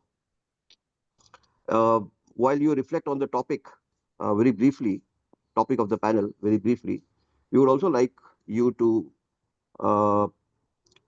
provide your perspective on how we can empower local governments and panchayats to plan and implement nature-based solutions effectively, and how can we strengthen local climate governance that integrate traditional and scientific knowledge systems for resilience. And how do you see what role do you see of NBS, nature-based solutions, in adaptation and mitigation, meeting the adaptation mitigation outcomes in India's COP30's commitment? Over to you, Sija. Thank you very much to the panel and also to Sphere India for inviting me for this panel discussion. Actually, this is a very interesting topic to me as well. While I was working in NIDM, I started working on this topic under the heading environment and disasters. So at that time, the word eco-DRR was quite new. So then later in after 2 years, when we launched these training programs with the name Environment and Disasters in 2011, the concept of eco-DRR and the first, the nature-based solution and the training program on nature-based solution we conducted with UNEP PEDRR. So it was a very interesting thing that we actually started working on the whole issue of eco-DRR and how the ecosystem services can help in enhancing the resilience and give natural buffers for the people who are actually vulnerable. So I would like to emphasize on one thing. There is nothing to localize nature-based solutions and community-led solutions. They are localized in its very nature itself. No nature-based solution can be implemented or successfully sustained without the intervention of the local people or the community. So they are actually come from the community itself. So it's not something which is invented by a scientist or a researcher who is sitting in the lab or in a academic or university. It is something which we have learned from the community, and it was existing in the community. And it's very interesting that we must say, India was a pioneer in terms of, if you look into the number of nature based solutions or the ecosystem based solutions which India had. Probably we have a rich, large number. So we just documented one such example for Bundelkhand sometime back, which was published.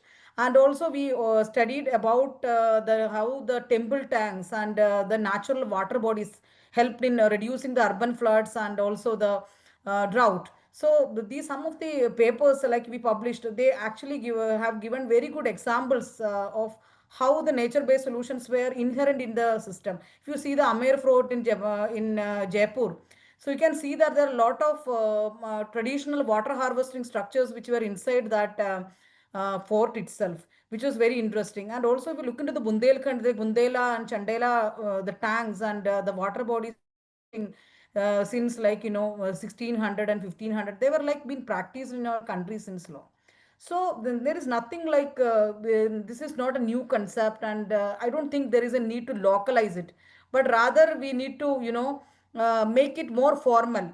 Nowadays it is still existing, but it is more formal and it is more voluntary, and there is no monitoring. So these are the drawbacks I could see in these nature-based solutions, because they are more community-driven, they are voluntary, and adaptation is very local. We can't really do adaptation without local solutions. So nature-based solutions is very important. So when we look into the 3 points, like Sashikant was mentioning, empowering the local governments and panchayat for nature-based solutions. I want to bring the example of this from the Kerala case study itself, because after the 2018 devastating floods in Kerala under the RKI, there was Kila was involved with UNEP. Kila, like, under the MNREGS program, the nature-based solutions for flood control were introduced. So it was one of the very important initiative which was started by Kila. And also there is a decentralized climate action training program which was led by Kila. So under that, about 1,000 local government representatives, planners and engineers across all the districts were trained to integrate climate risk assessment and ecosystem-based measures into Gram Panchayat level action plans. There's a local plan which is developed by, I think, 200 plus Gram Panchayats, vulnerable Gram Panchayats. This plan is already existing. So this is one of the very good example where the local governments were strengthened to implement, to carry out climate risk assessment and also to monitor.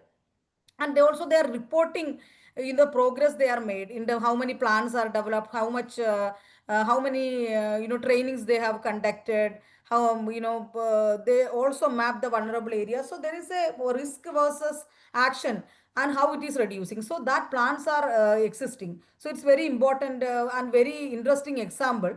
And this was implemented long back in Orissa as a part of the DRM program way back, I think, 20 to 25 years before. Yes, So, more than almost all the villages in Orissa, they had a community level disaster preparedness plan, which is very interesting. So, we need to make such plans and also include monitoring for these interventions. So, like Bundelkhand, the Bundelkhand special program also, it was there. So, some kind of monitoring mechanism for this kind of projects to be included, and they can be really, really helpful in empowering the local community. If they can involve in developing the tools for monitoring, they can involve in the preparation of plans and also give some money for implementing this, because best two panchayats actually are getting money, additional 1 crore or something under this project as an incentive to localize solutions more. So this kind of incentive based approach also will be good. So this is something which can use for empowering, and there are many such examples like Kamba, the forest department's project, which is looking into more afforestation, joint forest management, involving the community, and this is implemented in Orissa again. So there are several success stories which we can take from India, like Jal Jeevan Mission, Manrega. So many under many projects, many schemes, this efforts to strengthen the local governments has already been done.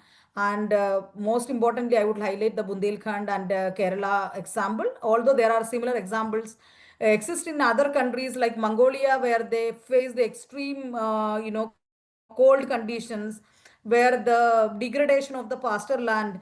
Now community is involved for restoring the pasture land, and they are giving a combination of scientific knowledge plus the local solutions, like scientists and the government is actually giving them with NDVI and other degradation maps and other things, and also they can use that as an indicator which areas where the more in the degradation is there, they can avoid that pasture land for 1 or 2 years till it restore or rejuvenate itself.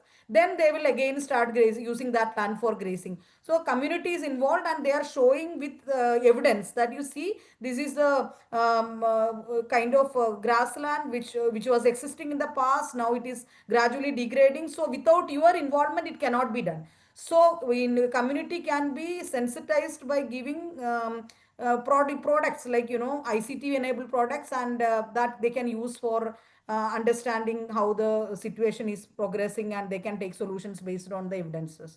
So we can certainly, there are many more ICT based You have tools one and minute, Vijay. is there now. And the last one I would like to say is about the adaptation and mitigation co-benefits. Like, nature-based solutions, when we are implementing, when we are generating forest or we are generating mangroves, so they are actually generating a lot of carbon sinks. So it has direct adaptation and mitigation co-benefits. So which aligns with India's COP30 vision for green growth and just transition. So we, when we do implement nature-based solution, it gives adaptation as well as mitigation benefits and enhancing the resilience. So that is what I would like to say. In summary, what I say that no nature-based solution is can be implemented without community. So they are community-led by its nature itself. Thanks to you. Thanks, Vijay. I actually underline your last statement of, no nature-based solutions can be implemented without community involvement, and which are not locally contextualized. You you talked about. Am I audible?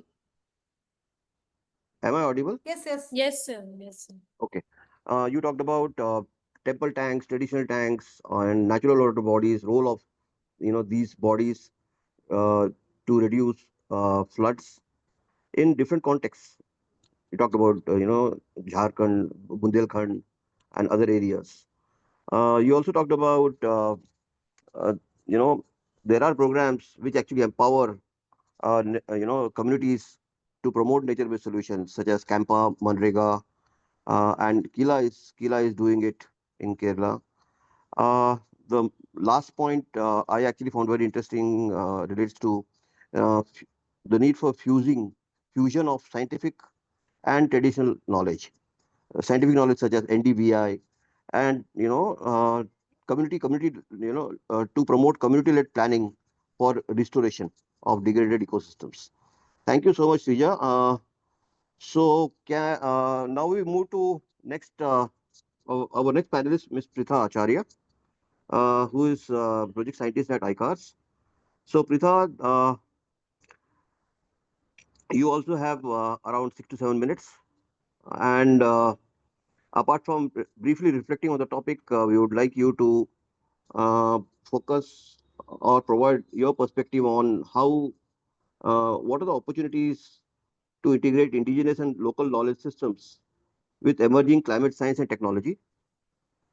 Also, you need to reflect on, if you could reflect on what are the key pathways for localizing NBS in India's development and resilience frameworks, particularly at the sub-national level, that is the district and panchayat levels. And how can India strengthen its policy narrative and commitments around nature-based solutions as central pillar for adaptation and resilience. So, what are the priorities and what you recommend for inclusion in India's COP30 roadmap? Thank you. Over to Thank you, you so Rita. much. Sir. Am I audible? Yes, Rita. Please go Okay. ahead. So, And you have first of all, 6 minutes. You have 6 minutes. yes, Thank you. and I'll try to stick to that time. So, first of all, thank you. I congratulate the organizers for organizing this very timely and relevant event, and also a big thank to the organizers as well as the moderator and the keynote speaker today for delivering such an relevant key points on the financing aspect. Also sharing the stage panel with Shrija ma'am is an honor because I have learned a lot from her and I'm still learning a lot from her. So to answer your questions, sir, 3 questions. I'll try to be very brief. Number one, just brief about my reflections on the topic of this section. So the world is preparing for COP30, and we are discussing a lot about NBS globally. And I say that India, it has something to showcase in a way that its story has always been coexistent with nature. Our ancient scriptures, our customs are always aligned with this central theme. So NBS has a lot to offer us, the way to protect, restore, and work with nature, and is actually the answer to the societal challenges, a sustainable future, and a resilient world. Now, when we talk about localizing NBS, and mostly Shrita ma'am had highlighted all my points, but I will say that we need to focus on 3 main aspects when we talk about localization. Number one is community. So any success or any failure of an NBS strategy or project will depend upon the communities, how they participate in it. Ultimately, it is them who need to own these solutions to get the desired benefits. So it starts with empowering them, empowering the community, putting them at the center of the planning, of the designing, and the implementation of such solutions. Number two, I talk about the knowledge, the need for a blended approach, a blend of scientific knowledge with traditional wisdom. This way, it becomes more effective both in terms of sustainability as well as to enhance, include the cultural values to it. Third, now we talk about the embedding these NBAs into the local level planning, like the master plans at the city level or the rural development plans like the GPDPs, there is district disaster management plans, the SAP-CCs. But to be honest, we need to go more on a granular level, and we need to integrate an approach that will promote intersectoral and intrasectoral integration of NBS through the existing policy tools. We have, I will come to that in the subsequent points that I will mention, but there are a lot of existing tools which can be, channelized or made or tweaked into in order to include the NBS. Now, having said these points, I feel that to further achieve them, we need to focus on 3 things. Number one, we have to understand the challenges and the gap areas. Number two, we have to learn from our existing success stories and also from our failures that have been there. And number three, we need to build our capacities and generate awareness. And these points are also been highlighted by my previous speakers, so I will not go in deep.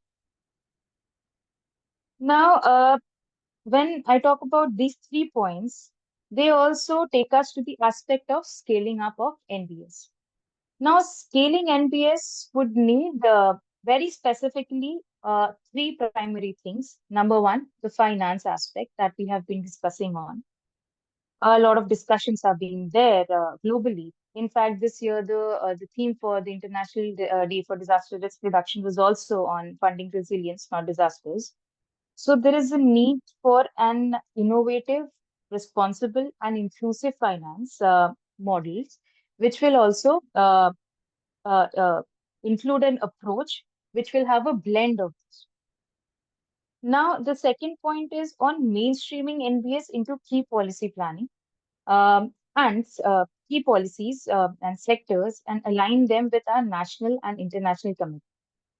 Here, we need to look into the existing policies and maybe aspects like developing a dedicated monitoring unit that will may look into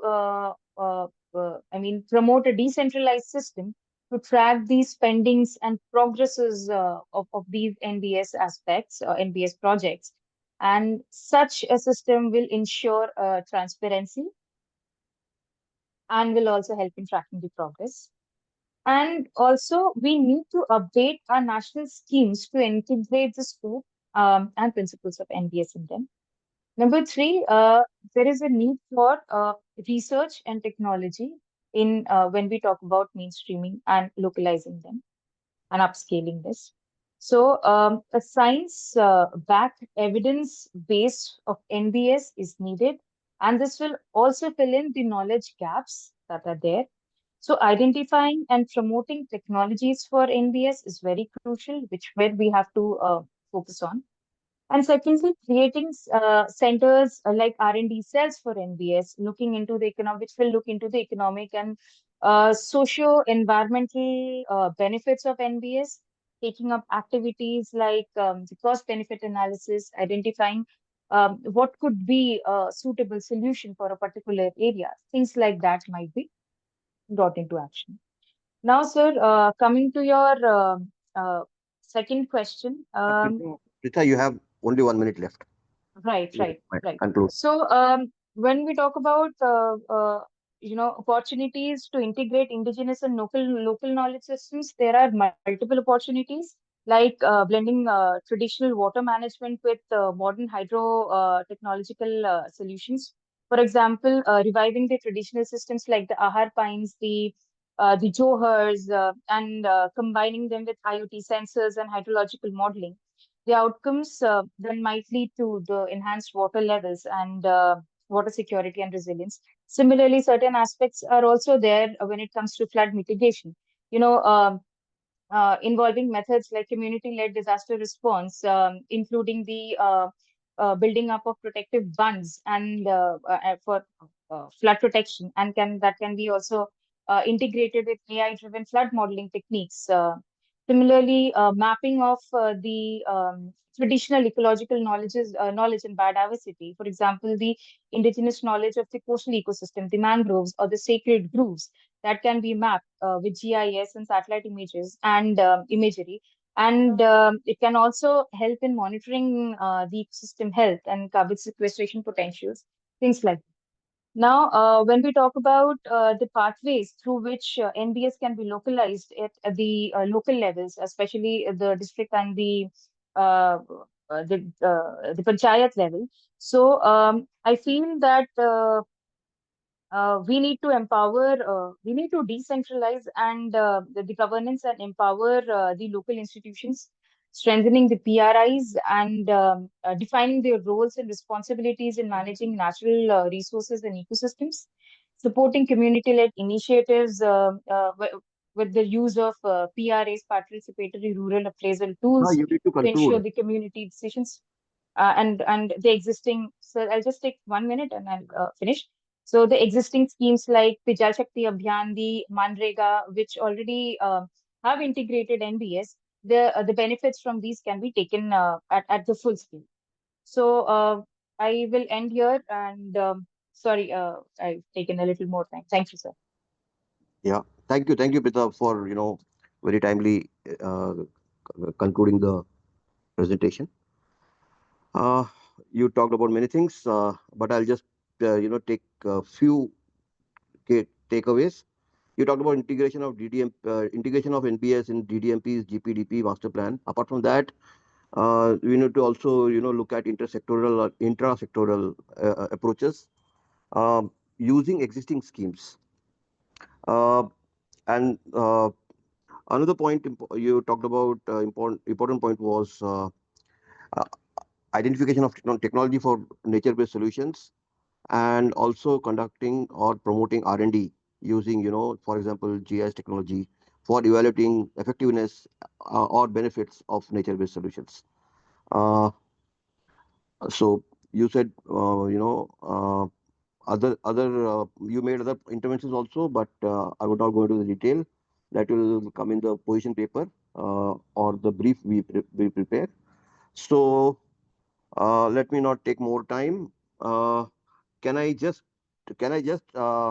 ask Srija and Pritha to make a very brief intervention of 1 minute each on what do you recommend as one key action to be included in India's position paper, or we can call it as action brief for COP30. Srija, Okay. 1 minute. Yeah. Yeah, integrating actually the community-led solutions in the adaptation plans. Like now, NAP is going to be kind of, to UNFCCC. If it is there, it is well and good. And there should be more indicators, monitoring indicators for adaptation. Actually, most of the time we get targets and indicators only for mitigation targets, but we need to focus more on adaptation indicators and also something more on adaptation plus financial, clear-cut financial accountability for NBS within the existing projects and schemes. Thank you. Thank you. Pritha? Yes. So, in fact, my points are very similar to what Shrija ma'am had said. I would like to say that there is a need to identify appropriate indicators for adaptation, and my submission will be that the focus should be on adaptation-based indicators. Thank you, Pritha. Actually, now I would like to quickly go back to Indu, the first panelist. Is she there online? He Uh, is not there. okay. Uh, No, she's not. no, then fine. So over to you, Sanchita. I think Yes. there are just one one question. There is only one question for the participants. I see. If you can take it up. Uh, Yeah, okay. So once again, I thank you all the panelists for such insightful contributions throughout the day. So moving forward, as a final part of our consultation, we open the floor for final discussion. As I can see in the chat box, there are 2, 3 questions which we can take up, and it has been addressed to all the panelists.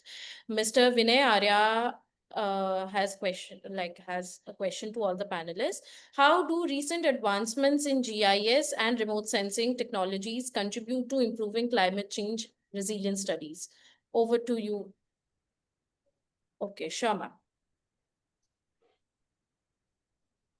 Uh, can I answer this? Yes, If absolutely, other ma'am. panelists. Yeah. Okay. As I mentioned you, one of the clear-cut example, which I was like last year when I went to Mongolia for a brief assignment of about 2 months, we visited some of the worst, affected areas due to Zood. Zood, which is a basically extreme cold condition, and with degraded grazing lands, most of the cattle perished due to that condition. So that for that, they actually used the time series.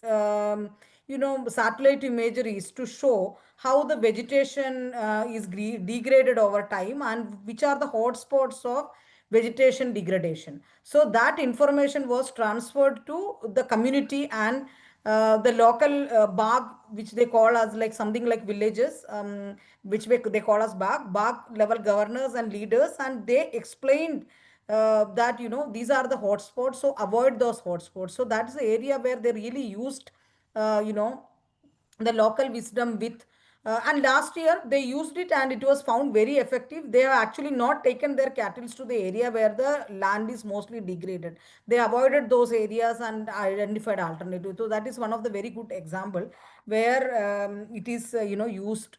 And also we can see the similar examples of using the artificial intelligence as well as the satellite based vegetation as well as this water, even rainfall data. These data sets are used. The European satellite data sets were used for near long term, near moderate, medium term weather forecasting and the DMH in Department of Hydrology and Meteorology that use such data sets, and they come up with short term, long term, and measures, so that the farmers can adjust their cropping patterns. So these are the two examples which I have seen in the recent time, one from Mongolia and other from Lavo PDR, where both the cases they have used, and the results were good, and it was shared by the Department of Hydrology and Meteorology and also by the BAC governments.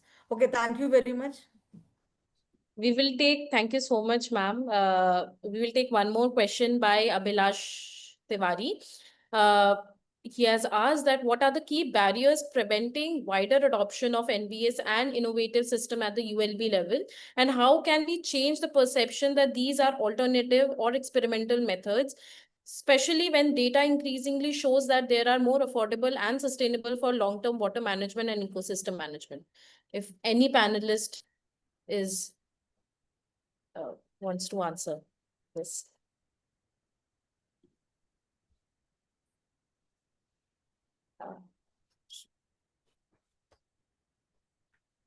Shuja ma'am, if you can answer this, then be. Actually, what I would say is that is actually the perception. We need to have more documentation on the indigenous and nature-based solutions which are given success.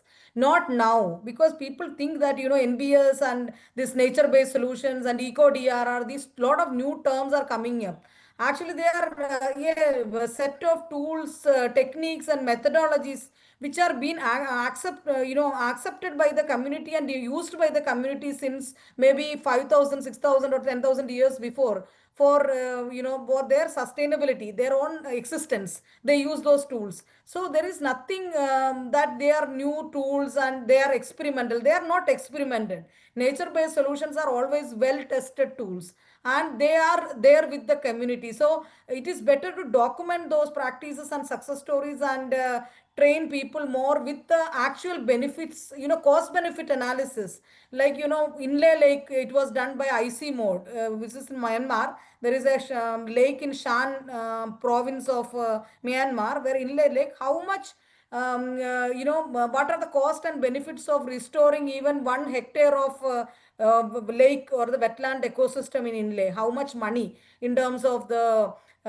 tourism, in terms of the water, in terms of the livelihood, silk, and also the carbon sinks, how much it is generating. So this kind of a study we did. For Delhi we did it, and there is a organization which works on wetland international. They have done it for there is a lake in Manipur which is similar to that. So there are many such examples. So we need to really demonstrate that they are not experimental measures. They are existing and they were embedded in the community. So that is what I can tell you.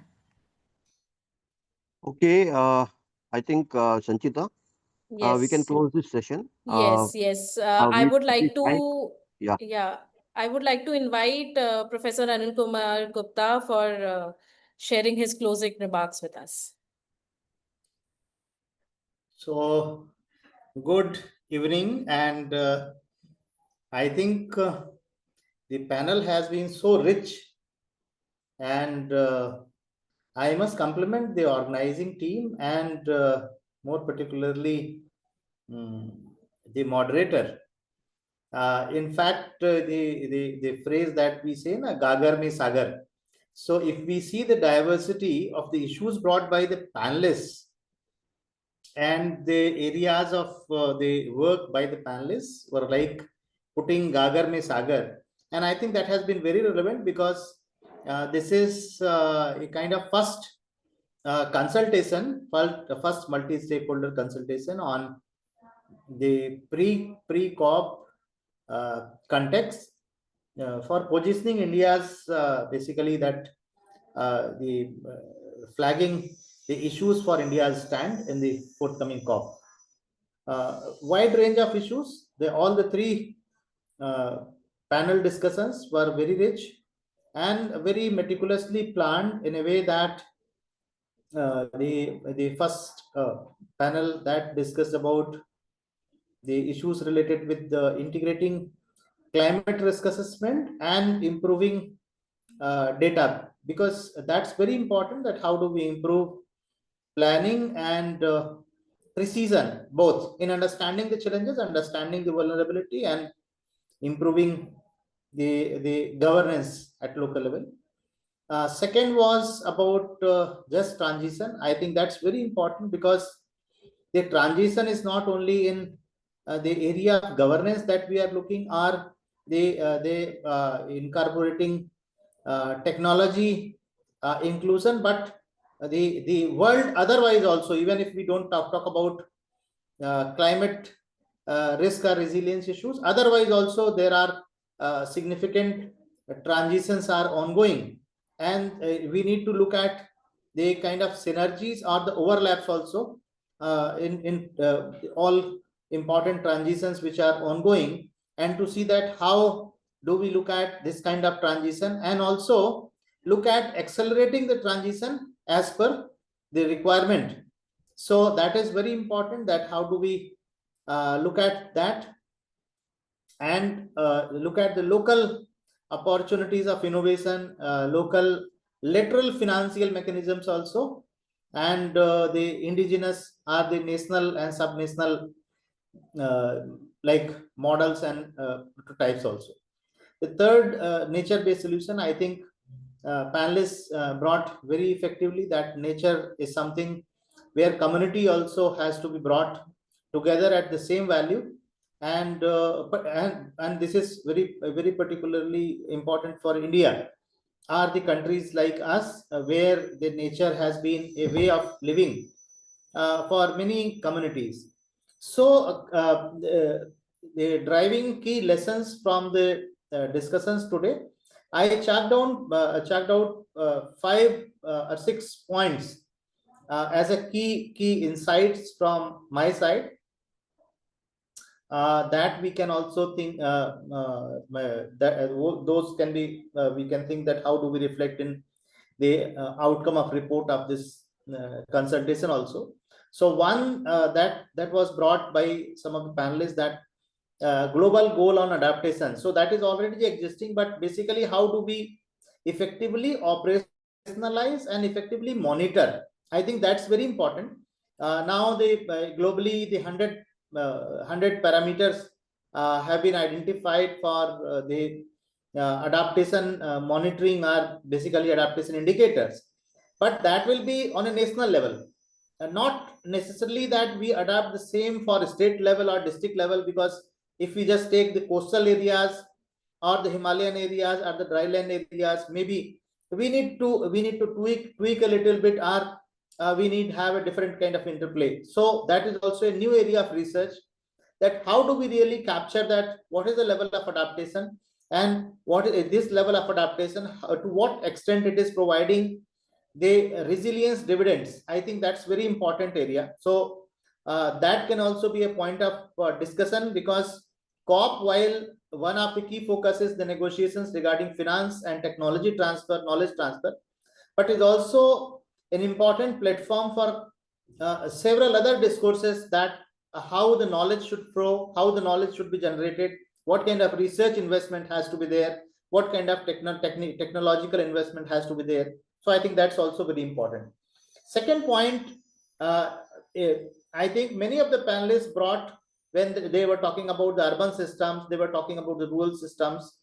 So primarily when we focus about climate, and we find that when we talk about health, we talk very like in silos, as if while recognizing that climate change has a direct bearing on health, then disasters certainly. So these kind of things, like the issues related with climate, issues related with health, issues related with disaster, and if we talk about adaptation and resilience, basically we how effectively we break the silos, particularly in operationalizing these things and local level planning.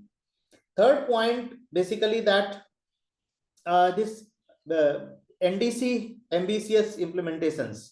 So mechanisms, basically, as one panelist also referred to, that the revised NDCs are now going to be in focus.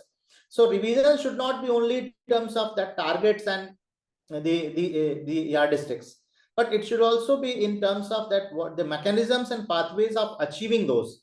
So that is also very important. And as in the panel discussion, it was also reflected to catch upon the co-benefits of adaptation and mitigation. And certainly I would add to that disaster risk reduction. Many times disaster risk reduction is seen in isolation, but it can also have adaptation value, and it can have the mitigation value also.